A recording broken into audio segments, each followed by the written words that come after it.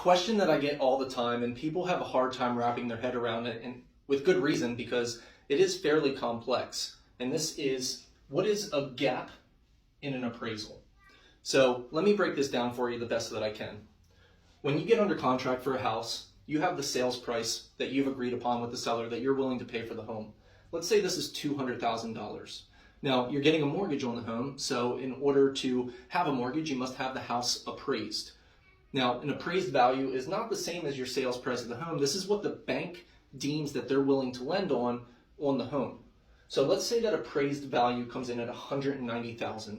We now have a gap, quote unquote, which is a difference between the sales price and the appraised value of $10,000.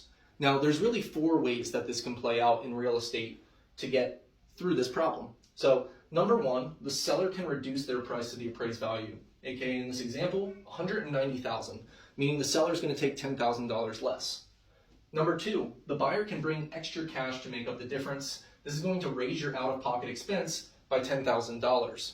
Now, let's say your closing costs, down payment, and everything together was $15,000. This now increases it to $25,000, but your sales price of the home is now $190,000. So you've gotten the home for cheaper, but you've increased your out-of-pocket expense to get that done. Number 3, the seller and the buyer meet somewhere in the middle. Now, this is just a negotiation here, so this could be 50-50, 75-25, 80-20, however you guys can come up to some agreement to split that difference. That is perfectly allowed and absolutely fine way to go about it. And then the 4th way, which is the one that we never want, but this does happen sometimes, the deal will terminate and the buyer gets their EMD back as long as there was an appraisal addendum in place for the agreement of sale.